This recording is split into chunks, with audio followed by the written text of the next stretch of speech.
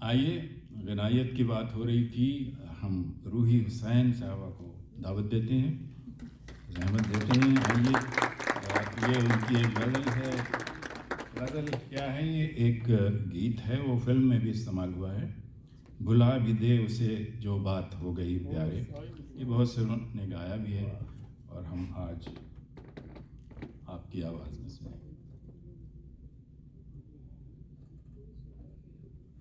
شکریہ بہت بہت محبوب صاحب، آپ سب کو ہمارا سلام۔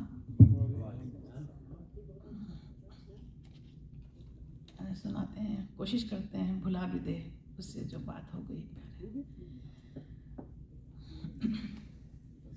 بھلا بھی دے اسے جو بات ہو گئی پیارے، بھلا بھی دے اسے جو بات ہو گئی پیارے، نئے چراغ جلا رات ہو گئی پیارے، نئے چراغ جلا رات ہو گئی پیارے، بھلا بھی دے اسے جو بات ہو گئی پیارے، ہر ایک آنکھ میں آنسو، ہر ایک لب پہ سوال، کسی کے دل میں نہیں ہے یہاں کسی کا خیال، عجیب صورت حالات ہو گئے یاروں، بھلا بھی دے اسے جو بات ہو گئی پیارے، نہ جانے کتنے زمانے میں بے سہارے ہیں، نہ جانے کتنے زمانے میں بے سہارے ہیں، تمہیں بھی چین نہیں، ہم بھی غم کے مارے ہیں، بہت اداس ہو کیا بات ہو گئی پیارے، بہت اداس ہو کیا بات ہو گئی پیارے، بھلا بھی دے اسے جو بات ہو گئی پیارے،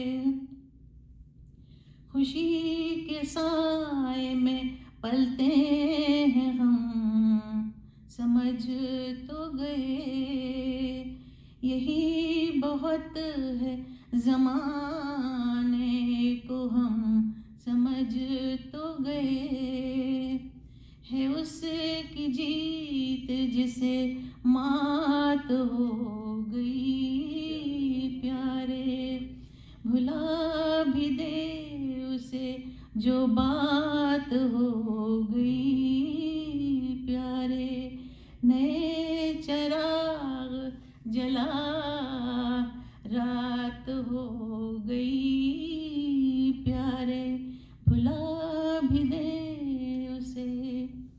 شکریہ بہت۔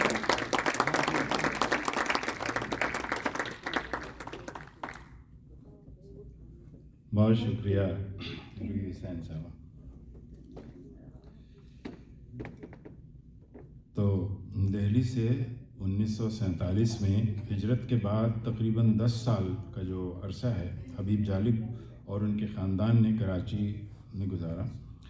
جالب کی زندگی کا یہ دور ان کی شخصیت کی تشکیل، ان کی شاعری کے ارتقاء، ان کے سیاسی اور سماجی ایکٹیوزم اور ان کی شادی اور ازدواجی زندگی کی ابتدا سے عبارت ہے۔ ان کا شمار کراچی کے ابھرتے نوجوان شعراء میں ہونے لگا۔ طبیعتاً مست ملنگ تو تھے ہی، انہوں نے اپنا تخلص بھی مست رکھ لیا۔ اور اس وقت کہلانے لگے حبیب احمد مست میانوی تو اس نام سے مشہور ہو گئے. تو ان کی ابتدائی شاعری رومانوی اور کسی حد تک جگر مراد آبادی سے متاثر نظر آتی تھی، اور ان کے ترنم سے بھی. شروعات انہوں نے غزلوں سے ہی کی تھی. ترنم بیاد اعلیٰ تھا اور پڑھنے کا انداز بھی بہت مسحور کن. ان کی شہرت پورے پاکستان بلکہ ہندوستان تک پہنچی. اسی دوران وہ کامریڈ حیدر بخش جتوئی کی سندھ ہاری تحریک سے منسلک ہو گئے. پھر کراچی کے فلمی حلقوں سے بھی کچھ واسطہ ہو گیا، تو موسیقار خلیل احمد اور دوسروں کے لیے بھی کچھ فلمی گیت، کراچی میں اس وقت فلمیں بن رہی تھیں تو اس میں لکھنے لگے. کراچی کے مشہور کیفے جاج میں بیٹھکیں ہوتی تھیں، اس میں مشتاق احمد یوسفی، جمیل الدین علی، ابن انشا وغیرہ آتے تھے. تو وہاں پہ ان سے کہا ابن انشا نے کہ بھئی یہ مست تخلص اچھا نہیں ہے، آپ اس کو بدل دیجئے. تو انہوں نے اور بھی کچھ لوگوں نے ان کو ایک نیا تخلص ان کو بتایا، وہ جالب. تو انہوں نے پھر جب سے وہ اپنا تخلص جالب کر لیا. اب یہ خود تو لاپرواہ تھے، لیکن ان کی اکلوتی بہن رشیدہ ان کے کاغذات وغیرہ جمع کرتی، جو بھی شعر لکھتے تھے، اشعار لکھتے تھے، نظمیں، غزلیں، تو وہ جمع کرتی جاتی تھیں. اور اکٹھا کر کے انہوں نے ان کا پہلا مجموعہ برگ آوارہ، جو ابھی جالب 28 سال کے تھے، تو ان کی بہن نے شائع کرا دیا. تو دیکھیے وہ یہ تاشی بھائی نے بھی وہ پڑھی تھی ان کی، یہ پڑھا تھا ان کا یہ شعر، یہ اعجاز ہے اس نے آوارگی کا جہاں بھی گئے داستاں چھوڑا ہے. وہ بڑی اچھی غزل ہے. تو بہرحال دعوت دوں گا انجم ذیشان صاحبہ کو، آئیے تشریف لائیے.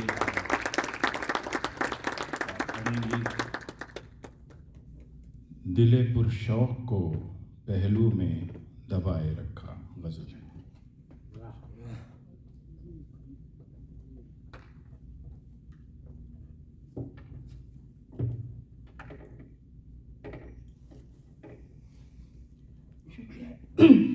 شکریہ قاضی صاحب.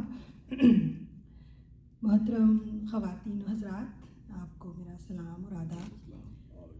اور میں ایک غزل جس کا مطلب بھی قاضی صاحب نے پڑھا، دل پرشوق کو پہلو میں دبائے رکھا، پیش خدمت ہے.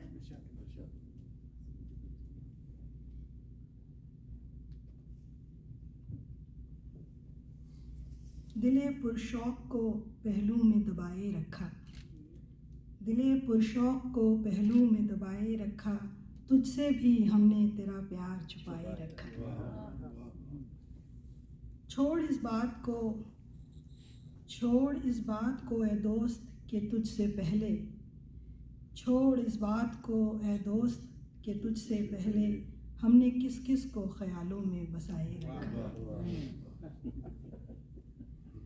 غیر ممکن تھی زمانے کے غموں سے فرصت، غیر ممکن تھی زمانے کے غموں سے فرصت، پھر بھی ہم نے تیرا غم دل میں بسائے رکھا. اور پھول کو پھول نہ کہتے سو اسے کیا کہتے، پھول کو پھول نہ کہتے سو اسے کیا کہتے، کیا ہوا غیر نے کالر پہ سجائے رکھا.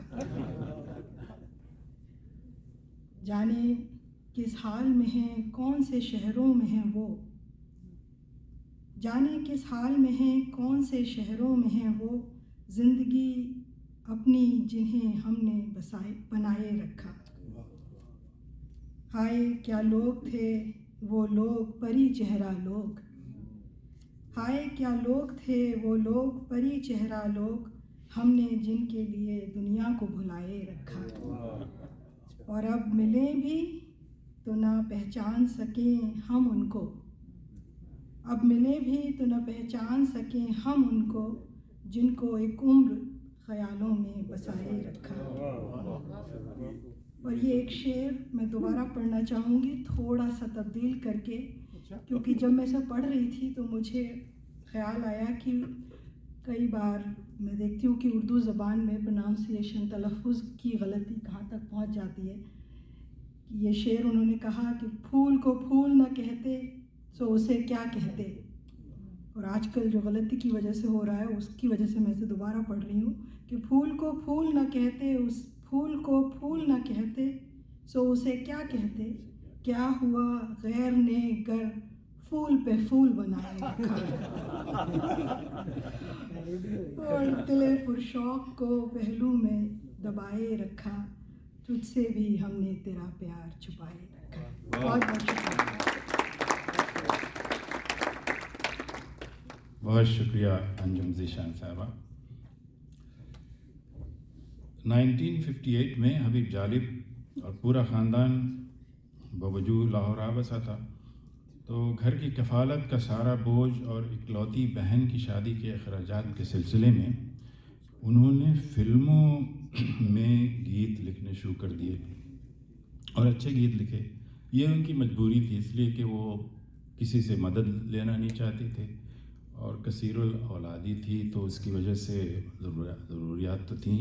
تو انہوں نے فلموں میں گیت لکھنا شروع کر دیا اور ان کی شاعری کی دھوم بھی ساتھ ساتھ اب ہندوستان میں بھی پہنچ چکی تھی اور اکثر مشاعروں میں شرکت کے لیے وہاں جانے لگے تھے اور عمدہ غزلیں وغیرہ کہہ رہے تھے. لائل پور کی ملازمت کے دوران پھر یہ ہوا کہ جو ان پہ اثرات ہوئے تو انہوں نے نظموں کی طرف اپنا رخ بدلا، بلکہ زیادہ تر نظمیں کہنا شروع کر دیں اور انقلابی نظمیں وغیرہ. اسی زمانے میں انہوں نے کہا تھا کچھ اور بھی ہیں کام ہمیں اے غم جانا، کب تک کوئی الجھی ہوئی زلفوں کو سنوارے. تاہم جب اکتوبر 1958 میں پاکستان میں پہلا مارشل لاء لگا اور فیلڈ مارشل ایوب خان کی آمریت قائم ہوئی تو عام طور سے پاکستان میں جشن منایا گیا. بڑے اچھے کام بھی کیے انہوں نے، یہ بات نہیں ہے.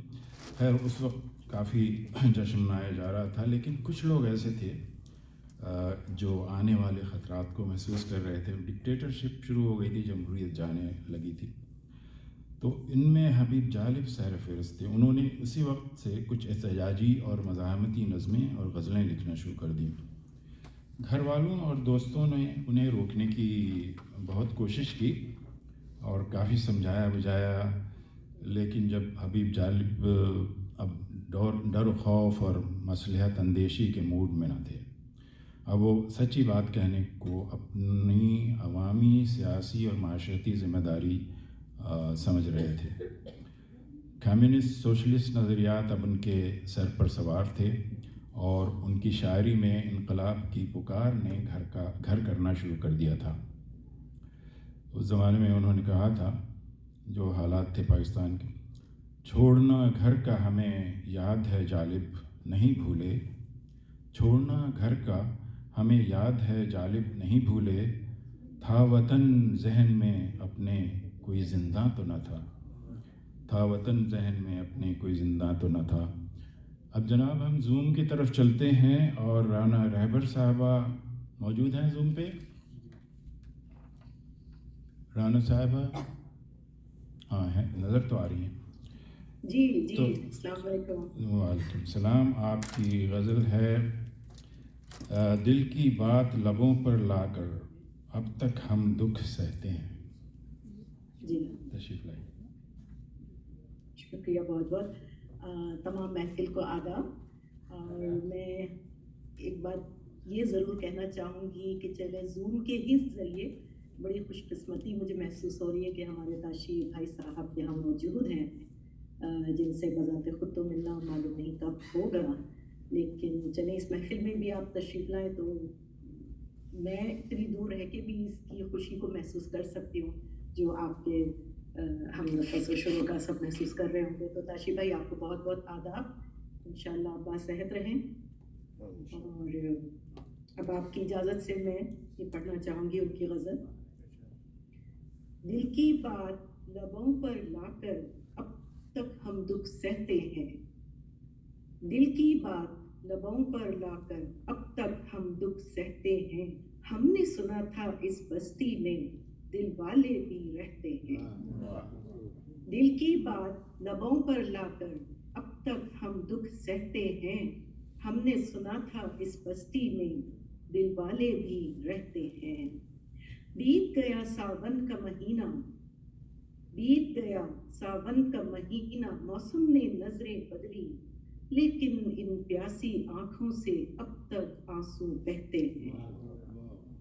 ایک ہمیں آوارہ کہنا کوئی بڑا الزام نہیں، ایک ہمیں آوارہ کہنا کوئی بڑا الزام نہیں، دنیا والے دل والوں کو اور بہت کچھ کہتے ہیں۔ ایک ہمیں آوارہ کہنا کوئی بڑا الزام نہیں، دنیا والے دل والوں کو اور بہت کچھ کہتے ہیں۔ جن کی خاطر شہر بھی چھوڑا، جن کے لیے بدنام ہوئے، جن کی خاطر شہر بھی چھوڑا، جن کے لیے بدنام ہوئے، آج وہی ہم سے بیگانے بیگانے سے رہتے ہیں۔ وہ جو ابھی اس راہ گزر سے چاکے گریباں گزرا تھا، وہ جو ابھی اس راہ گزر سے چاکے گریباں گزرا تھا، اس آوارہ دیوانے کو جالب جالب کہتے ہیں، اس آوارہ دیوانے کو جالب جالب کہتے ہیں، اور دل کی بات لبوں پر لا کر اب تک ہم دکھ سہتے ہیں، ہم نے سنا تھا اس بستی میں دل والے بھی رہتے ہیں۔ شکریہ۔ بہت خوب رانا صاحب، شکریہ۔ آپ نارتھ کیرولائنا سے شریک ہوتی ہیں ہماری محفلوں میں ریگولرلی۔ 1961 میں جناب شورش کاشمیری نے اپنی جوہر شناسی کا مظاہرہ کرتے ہوئے ہفت روزہ چٹان جو ان کا میگزین تھا کہ اس کے سر ورق پر حبیب جالب کی تصویر شائع کی۔ اس وقت حبیب جالب جوان تھے، تو اس عبارت کے ساتھ جواں سال شاعر جو اپنے ہم اثروں کی صفوں کو چیرتا ہوا بڑی تیزی سے آگے بڑھ رہا ہے، یہ شورش کاشمیری نے ان کے سر ورق پہ لگایا تھا۔ تو جب 1962 میں دستور دیا تھا اس وقت کے صدر ایوب خان نے قوم کو، اب تو وہ لاپ سائڈڈ تھا، اپنی پسند کا ایک کانسٹیٹیوشن تھا، دستور کانسٹیٹیوشن کو کہتے ہیں عام طور سے، تو صاف ظاہر تھا کہ یہ آئین جو تھا، وہ کانسٹیٹیوشن جو تھا، وہ صرف ارباب اقتدار، سرمایہ داروں، عمرہ و رؤساء، فوج اور طاقتور طبقوں کو مستحکم اور مضبوط بنانے کے لیے تھا، اس میں غریبوں اور مظلوم عوام کے لیے بہت کم کچھ تھا۔ تو اس پر انہوں نے دستور کے نام سے اپنی ایک نظم لکھی جو میں نے آپ کو ابھی سنائی تھی، اور وہ اس وقت سے یہ نظم جو ہے وہ بہت ہی مشہور رہی ہے اور ہر جگہ سنائی جاتی ہے، جس کا ذکر آ گیا۔ حبیب جالب کو اس پر گرفتار کر کے کچھ دنوں جیل بھیج دیا گیا، اور اس پر بھی وہ باز تو نہ آئے، وہ پھر بھی جلسوں وغیرہ میں آتے رہے اور شرکت کرتے رہے۔ اسی زمانے میں جو کانسٹیٹیوشن کو لکھنے والے تھے، مصنف جو تھے اس کے منظور قادر صاحب، تو انہوں نے کہا کہ بھئی یہ دستور اب نہیں چلے گا، اس لیے کہ جب جلسوں میں یہ نظم اب حبیب جالب پڑھتا ہے تو سارا مجمع، لاکھوں کا مجمع ہوتا ہے، وہ کہتا ہے میں نہیں مانتا، میں نہیں مانتا، میں نہیں مانتا، تو یہ تو چلنے والا نہیں ہے۔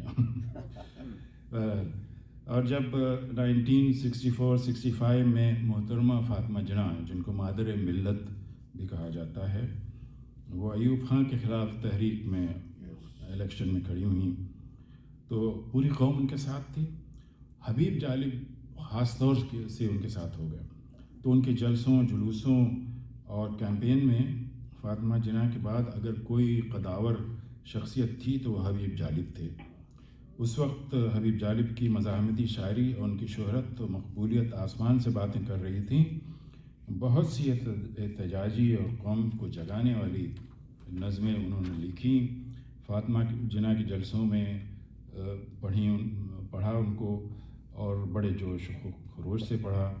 اسی زمانے میں پھر کسی ایک جلسے پہ پولیس کی گولیاں چلیں اور کچھ بچے اور کچھ نوجوان شہید ہوئے، تو اس پر جالب نے ماں کے نام سے ایک نظم لکھی: بچوں پہ چلی گولی، ماں دیکھ کے یہ بولی، یہ دل کے میرے ٹکڑے، یہ روئیں میرے ہوتے، میں دور کھڑی دیکھوں یہ مجھ سے نہیں ہوگا. یہ فاطمہ جناح کی طرف سے. تو بہرحال اس قسم کی چیز جوش دلانے والی چیزیں ہوتی تھیں. اکیلا منگیش صاحبہ موجود ہیں زوم پر سین ڈیاگو سے. بہت خوب. تو آپ پڑھیں گی کہیں آہ بن کے لب پر تیرا نام آ نہ جائے. جی سب کو آداب اور نمسکار. I'll start with the recitation of this poem. آپ سب کی اجازت سے. کہیں آہ بن کے لب پر تیرا نام آ نہ جائے، تجھے بے وفا کہوں میں وہ مقام آ نہ جائے. ذرا زلف کو سنبھالو میرا دل دھڑک رہا ہے، ذرا زلف کو سنبھالو میرا دل دھڑک رہا ہے، کوئی اور تائید دل رہے نام آ نہ جائے. جسے سن کے ٹوٹ جائے میرا آرزو بھرا دل، جسے سن کے ٹوٹ جائے میرا آرزو بھرا دل، تیرے انجمن سے مجھ کو وہ پیام آ نہ جائے. وہ جو منزلوں پر لا کر کسی ہم سفر کو لوٹیں، وہ جو منزلوں پہ لا کر کسی ہم سفر کو لوٹیں، انہی رہزانوں میں تیرا کہیں نام آ نہ جائے. اسی فکر میں ہے غلطاں یہ نظام در کے بندے، جو تمام زندگی ہے وہ نظام آ نہ جائے. یہ ماہ و نجوم ہنس لیں میرے آنسوؤں پہ جالر، یہ ماہ و نجوم ہنس لیں میرے آنسوؤں پہ جالر، میرا مہتاب جب تلک لبے بام آ نہ جائے. کہیں آہ بن کر، کہیں آہ بن کے لب پر تیرا نام آ نہ جائے، تجھے بے وفا کہوں میں وہ مقام آ نہ جائے.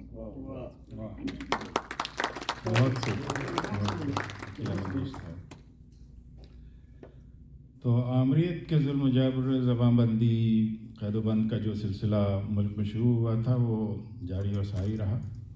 حبیب جالب ان حالات کا مقابلہ جس ہمت اور جرأت سے کرتے رہے اس کی مثال نہیں ملتی. درجنوں بار جیل گئے، تاشی بھائی نے بھی ذکر کیا تھا. دولت اور طاقت کی لالچ بھی دی گئی، لیکن اپنے اصول پرستی اور غیرت اور اپنے عوام سے محبت کی وجہ سے کبھی کوئی سمجھوتا نہیں کیا. ان کی بیٹی نے ایک بار انٹرویو میں کہا، ہمارے والد کی آدھی زندگی جیل میں اور آدھی بیماریوں اور ہسپتالوں میں گزری. ایوب خان کے بعد جنرل یحییٰ نے ماشاء اللہ لگایا تو وہاں پہ ایک مشاعرے میں، ابھی آپ سربت جہاں صاحبہ نے پڑھا تھا، تم سے پہلے جو وہ تصویر کی طرف دیکھ کے ایوب خان کی جگہ یحییٰ خان کی تصویر لگ گئی تھی، تو اس کی طرف دیکھ کے انہوں نے کہا، حالانکہ ان کو فیض احمد فیض اس میں تھے تو ان کو منع بھی کر رہے تھے کہ بھائی ہاں اس قسم کی باتیں نہیں کرو، لیکن وہ مانتے نہیں تھے. تم سے پہلے جو ایک شخص یہاں تخت نشیں تھا، اس کو بھی اپنے خدا ہونے پہ اتنا ہی یقین تھا. اور مارچ 1971 میں جب وہ ٹریجڈی ہوئی ہے مشرقی پاکستان یا بنگلہ دیش آج، فوجی آپریشن جو ہوا تھا تو اس کی اچھے یعنی سمجھدار لوگوں نے بڑی مخالفت کی تھی. تو اس کی مخالفت حبیب جالب نے بھی کی اور بے باکی سے بولے. ان کی آواز یوں گونجی، محبت گولیوں سے بو رہے ہو، وطن کا چہرہ خون سے دھو رہے ہو، گما تم کو کہ رستہ کٹ رہا ہے، یقین مجھ کو کہ منزل کھو رہے ہو. کاش ان کی آواز اس وقت سنی جاتی. بہرحال ظفر یوسف زئی صاحب تشریف لائیں گے اور آپ پڑھیں گے ہر گام پر تھے شمس و قمر اس دیار میں. حبیب جالب کا کلام. آداب اور تسلیمات. اس غزل میں تو زیادہ تر خوبصورت الفاظوں کا استعمال ہوا ہے، اور جو سیکوینس قاضی بھائی نے کہا وہ ذرا مختلف لگ رہا ہے مجھے۔ کلام ہے: ہر گام پر تھے شمس و قمر اس دیار میں، ہر گام پر تھے شمس و قمر اس دیار میں، کتنے حسین تھے شام و سحر اس دیار میں، کتنے حسین تھے شام و سحر اس دیار میں، ہر گام پر تھے شمس و قمر اس دیار میں۔ وہ باغ و بہار، وہ دریا، وہ سبزہ زار، وہ باغ و بہار، وہ دریا، وہ سبزہ زار، نشوں سے کھیلتی تھی نظر اس دیار، نشوں سے کھیلتی تھی نظر اس دیار میں۔ آساں تھا سفر کہ ہر ایک رہ گزر پر، آساں تھا سفر کہ ہر ایک رہ گزر پر، ملتے تھے سایہ دار شجر اس دیار میں۔ یہ خوبصورت شعر ہے۔ آساں تھا سفر کہ ہر ایک راہ گزر پر، ملتے تھے سایہ دار شجر اس دیار میں۔ ہر چند تھی وہاں بھی خزاں کی اداس، ہر چند تھی وہاں بھی خزاں کی اداس دھوپ، دل پر نہیں تھا غم کا اثر اس دیار میں۔ میں شعر دوبارہ پڑھتا ہوں۔ ہر چند تھی وہاں بھی خزاں کی اداس دھوپ، دل پر نہیں تھا غم کا اثر اس دیار میں۔ محسوس ہو رہا تھا ستارے ہیں گرد راہ، محسوس ہو رہا تھا ستارے ہیں گرد راہ، ہم تھے ہزار خاک بسر اس دیار میں، ہم تھے ہزار خاک بسر اس دیار میں۔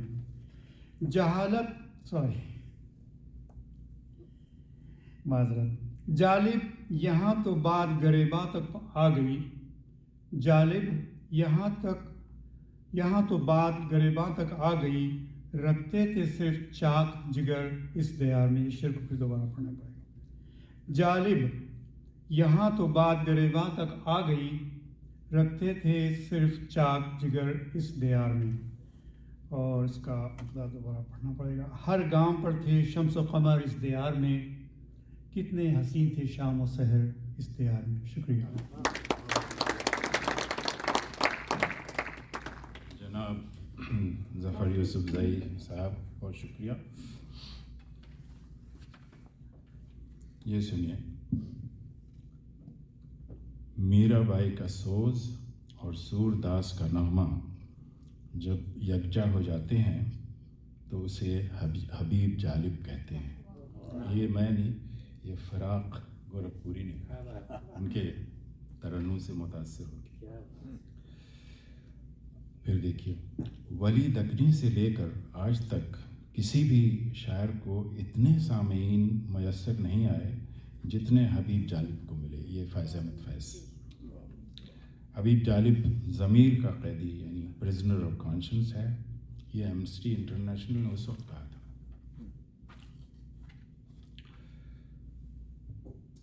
حبیب جالب کو جو ایک چیز تمام دوسرے انقلابی اور احتجاجی شعراء سے ممتاز کرتی ہے وہ یہ کہ انہوں نے ہر دور میں ہر حکمراں سے کھل کر ٹکر لی، جیسا تاشی بھائی نے بھی کہا تھا، اور کبھی اپنے اصولوں پر سمجھوتا نہیں کیا اور نہ ہی مصلحت پسندی اور سودے بازی کی۔ یہ بات کسی اور شاعر کے بارے میں نہیں کہی جا سکتی، یہاں تک کہ فیض و فراز کے بارے میں بھی نہیں۔ یہ میں جسارت کر رہا ہوں اس کے ایک واقعہ یہ ہے۔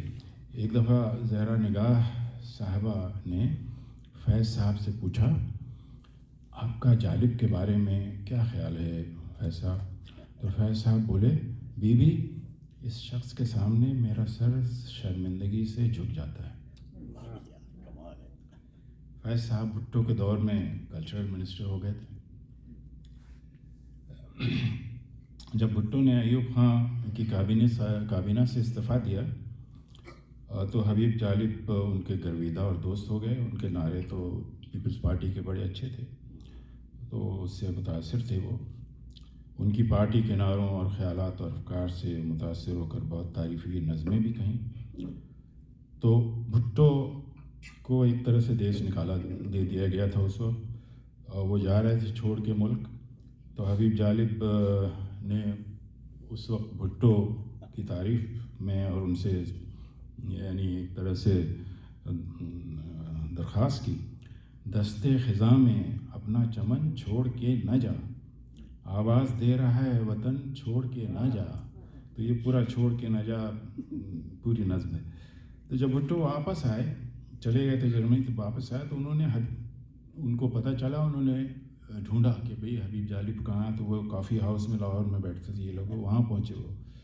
तो उन्होंने भुट्टो ने इनको पीपल्स पार्टी की रुकनियत ऑफ़र की और ऊंचे ओहदे पे लगाने की भी बात की।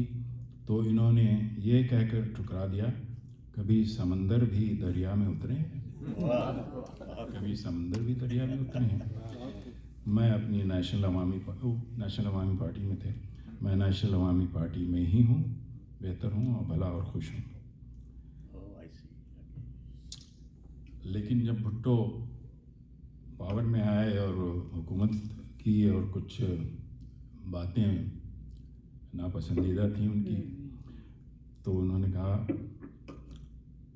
कसर शाही से ये हुक्म सादिर हुआ, लाड़काने चलो वरना थाने चलो, अपनी खुशबू उल्टाने चलो, गीत गाने चलो वरना थाने चलो। और फिर भुट्टो पे वो कह बैठे, मैं पिसरे शाह नवाज़ हूँ, मैं पिदरे बेनज़ीर हूँ, निक्सन का मैं ग़ुलाम हूँ। निक्सन उस वक्त प्रेसिडेंट थे यहाँ। निक्सन का मैं ग़ुलाम हूँ, मैं कायदे अवाम हूँ। वो कायदे अवाम कहलाते थे। उसी वक्त का एक वाक़या है। तो भुट्टो के ज़माने में उनको बगावत के झूठे केस में उनके घर की तलाशी ली गई असलहा बरामद करने के लिए। पुलिस ने असलहा तो कोई बरामद ना किया, शराब की आधी बोतल बरामद की उनके घर से, आधी भरी। तो जज साहब अनवर मकसूद ने कहा कि वो कियानी, जस्टिस कियानी थे, पता नहीं वो थे या कोई और, बहरहाल वो उनको जानते थे हबीब जालिब को। तो वो ये केस सुन रहे थे। उन्होंने कहा ये मुकदमा जो है ये झूठा है, इसलिए कि हबीब जालिब के घर से खाली बोतल तो बरामद हो सकती नहीं। आधी बोतल, आधी यानी खाली बोतल तो बरामद हो सकती है, लेकिन आधी भरी हुई बोतल उनके घर से नहीं मिल सकती। तो इसलिए ये प्लांट किया हुआ है, आधी बोतल प्लांट की हुई, वो उनके यहाँ बचती नहीं थी। तो बहरहाल